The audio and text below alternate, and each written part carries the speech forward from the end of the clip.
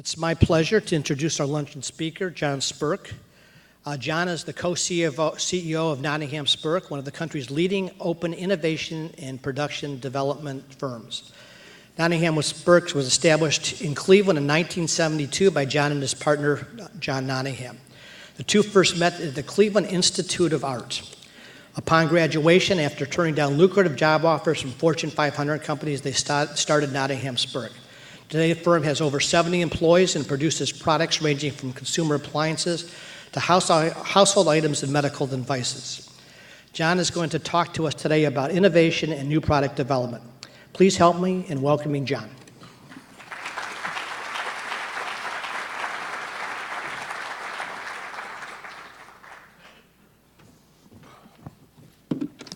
Good afternoon. I want to thank certainly SS&G and Larry and Jennifer in particular for extending an invitation to share some of what we do here in Cleveland and around the country and the world, as a matter of fact, with some very exciting companies. We have what we feel is a little different process for doing this elusive thing called innovation, and I'd like to share that with you, and hopefully we'll have some time at the end if you have any questions. Nottingham Spirk was just mentioned, was founded in 1972. And we do innovation and product development and everywhere in between. And we get this question a lot. How can you innovate? How do you move the needle? You got to be able to get some return for the investment you put in the time and the energy, because it's a very challenging process to create new, which is innovation. There was an interesting survey done in Wall Street Journal not too long ago. They asked CEOs around the country, how important is innovation to the growth of your firm? Next question they asked was, how satisfied are you with current innovation process that you have in place? Interesting enough, answer the first question, 10. 1 out of 10, 10. It's that important to the company and the CEO. How satisfied? 4. Not very satisfied. And there's lots of reasons for that, and hopefully we'll answer some of them along the way here. This is what most people think innovation looks like. Just start at the left on a great trajectory. On the right, you end up with where you want to go. We've been doing this a long time, and this is actually what it looks like. So it's really not maybe what you think it is, and don't be discouraged by that. That's the process. That's what you have to go through to get where you need to get. It's a challenging route, and that's why there's so many companies out there that don't do it, or just knock off products, or do other things the easy way. If you truly want to be innovative, that's the path. There's certainly ways to help straighten that line out a little bit, but you got to be prepared for that. Some reasons to create an innovation effort. First to market. If you want to be the first to market, create that innovative product out there, you need to commit a good budget to it, because it's a tough way to get there. You can be a fast follower. Nothing wrong with that. A lot of companies do that. Microsoft on down are fast followers with some good things. You prove on existing ideas.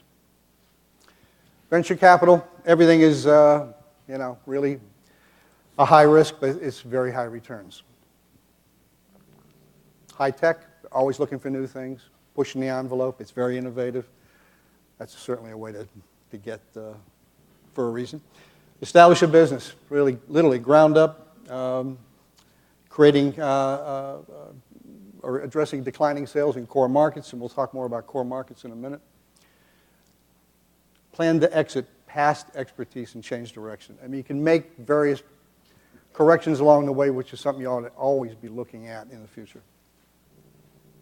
And these are some of the questions you should be asking yourself about this interesting process. Who are you? What's your mission? You need to define that. You don't want to get off and running on a path that you're not prepared to go on. And what problems need solving? Each of you have individual businesses. You have your own particular issues you need to address. You need to define those. And what stage of the business are you in?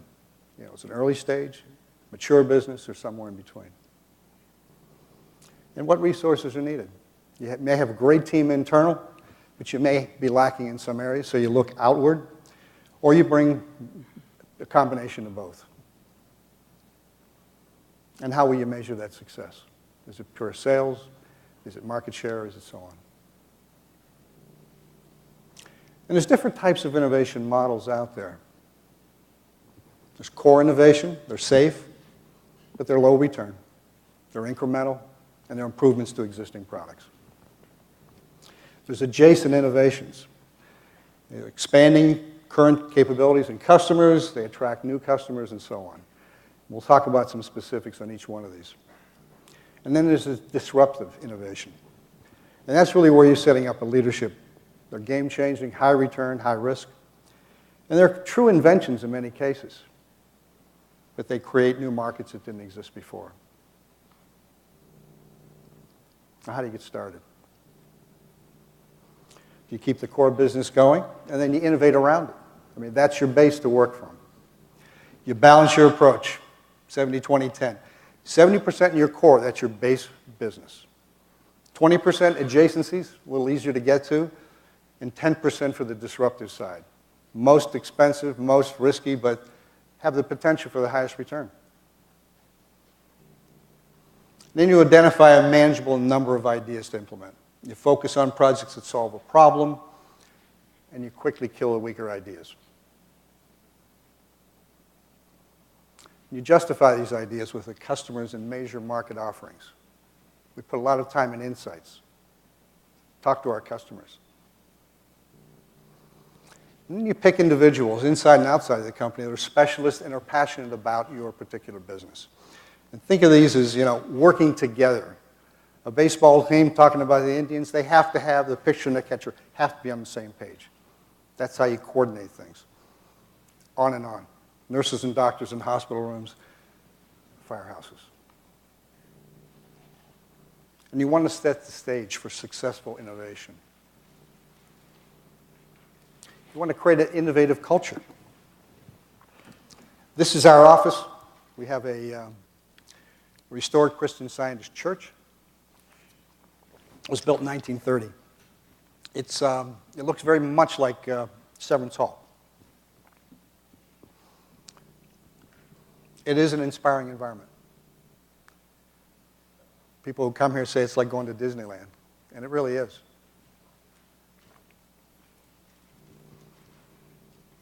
I'll show you two typical ways, or the atypical way that innovation is done, and how we do it.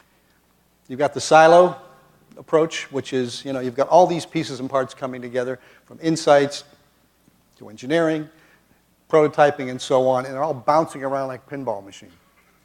We found it to be a very distracting sometimes and a time-consuming process to get to true innovation when we're trying to. Time is of the essence for any new product. Speed to market is absolutely critical. What we have done is basically take those vital pieces and parts and put them in a much more organized format that we call vertical innovation. Each one bounces back straight up the line, one to the other. They overlap. All are in communication. And we've been able, with that process, to cut the speed of development and speed to market almost in half. And we've done this over and over with many, many companies that you know. We literally live this vertical innovation process. This is our facility. There's 5 floors, and each are kind of broken up into the various things that you see there: insights, design, engineering, prototyping, and branding. If you look on the right, the skills and expertise, these are the kind of things that are important. Many of you may have these in your company. If you don't, you need to find them, because these are the things that will get a product successfully to market. With the investment, you have to protect that investment. We put a high emphasis on intellectual property. We have about 1,000 patents owned by our client companies. But if you're going to put that kind of investment in it, you've got to be able to protect it.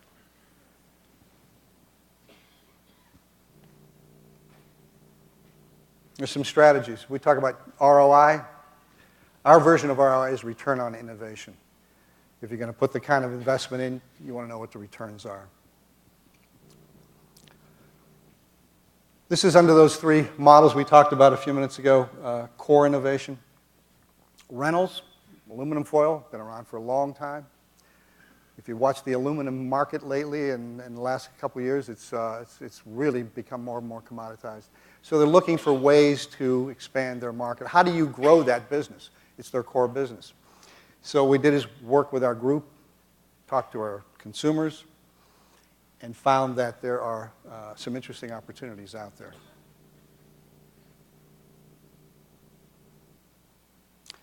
There's actually two versions, which I've become a great believer now in cooking. You take aluminum foil, put it in a pan. Obviously, it keeps the pans from getting, things sticking to them. The problem with it, though, is it can get into the food. And a lot of people don't like cooking on the surface of aluminum. Reynolds also has a pan liner, which is a parchment paper. And that keeps things from sticking, but it doesn't really take the shape of the individual pans that you're using like aluminum foil does. And so what we did was basically take the best of both worlds and create this product. You can line it, scoop it out, and it's easy to clean. One side is foil that goes against the pan. The other side that goes against the food is parchment paper. So you get really the best of both worlds. This product retails for about twice what foil does and what parchment paper does, and they can't keep it on the shelf. Again, supporting their core business. Now, what did that do? Reynolds, the pan lining paper, revived sales in their core product line. It built on existing customer loyalty because they knew they could trust the product and the company. It was a dual purpose. It added double value to the customer, and that really resonated well. Now, for these adjacent innovations, I'm going to talk about two different companies. One was the Spin Brush, and one was Scott's. When we first started looking at an opportunity in this area, manual toothbrushes were between $1 and $5, and electric toothbrushes were $50 to $100 retail. And the market penetration was very small for power toothbrushes because they were so expensive. So what we did was put together a technology and a product development to create a very affordable toothbrush, power toothbrush, which will be this. And there's a video, I think, that starts up. There's a new spin on brushing. Spin Brush is changing its name to Arm & Hammer Spin Brush. It removes up to 70% more plaque than a manual brush. Same great clean and a great value. Now from Arm & Hammer. Save at spinbrush.com. That was, we did that with Procter & Gamble, or worked with Procter & Gamble on that. They had, certainly knew the toothpaste business and some toothbrushes, but it got them into a new area, but it was an adjacent area for them. Spin Brush is the largest selling oral care device in the country, by far. The first year it was a $50 million product, second 200, 400, and over 500, and it's still selling today.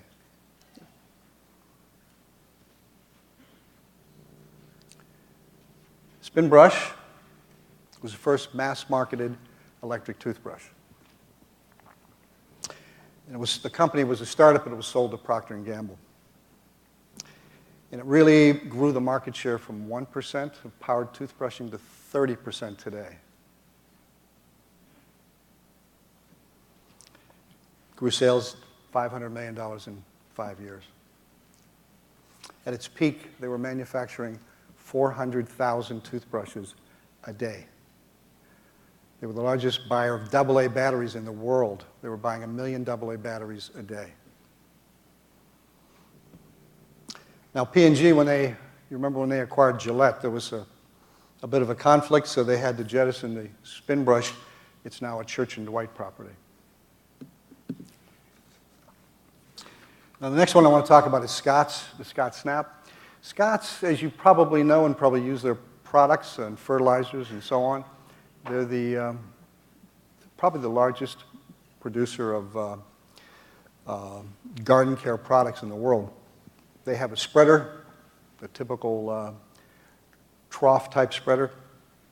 They have probably an 85% market share of that particular spreader. And you would buy these big bags and dump them into the spreader and so on. They wanted to protect that market share, in fact, try to grow it, which was an interesting challenge for us. So what we did was go back and look again at their customers, search through, find out where the opportunities lie. I think there's a video that starts as well. No. This is the product as it exists. You can see it's called Snap.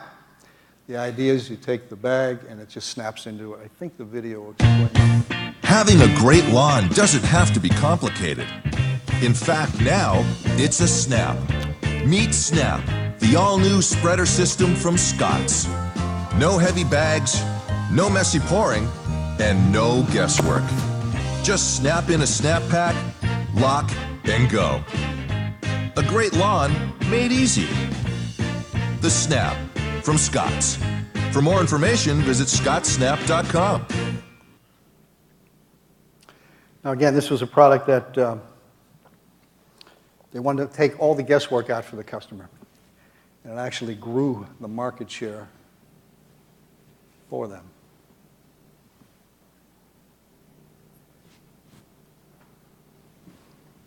Increased their market share in the category. It is patented and protected. It has a durable and a consumable. First year, it gained a 25% market share, which far exceeded their expectations. And the disposable, which is that bag, they had projected about 1.1 per spreader, and it ended up being over 3 per spreader. The next group is, we hear a lot about the Affordable Care Act and Obamacare and so on. We think we have a pretty compelling solution.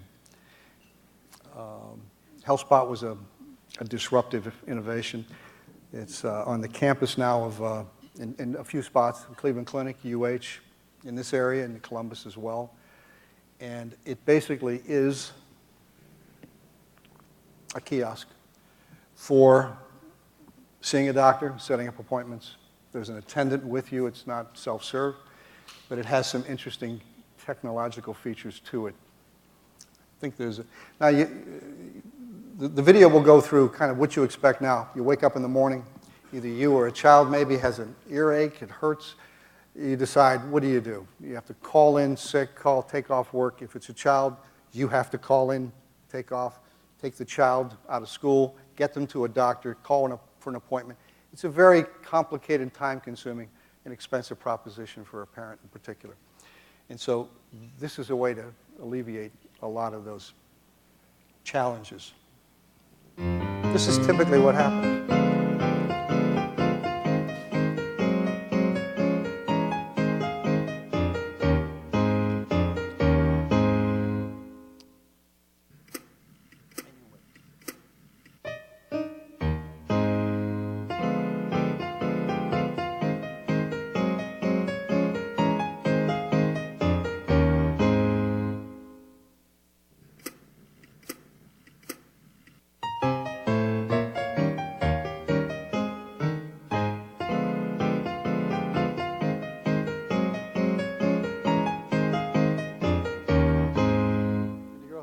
Basically tells you to just pick up a prescription. Let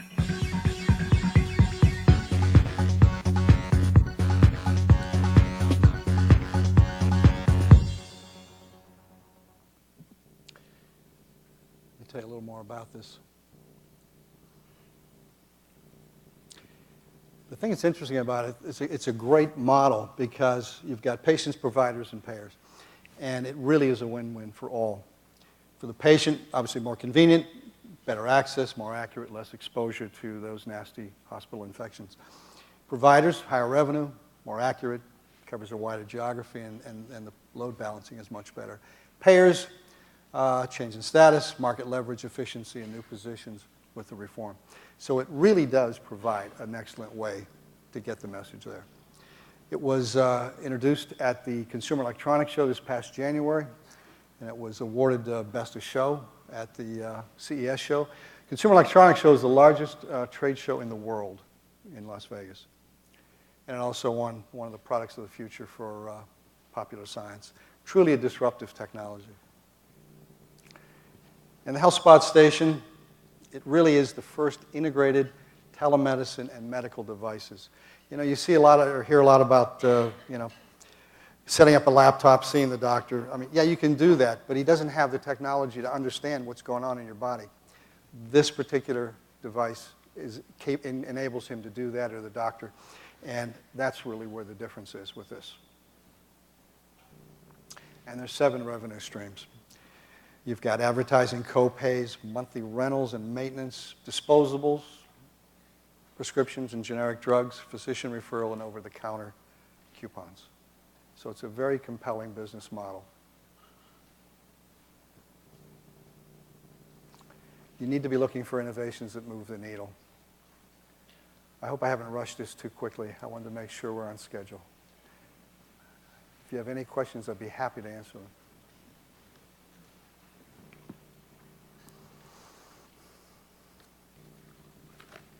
Thank you.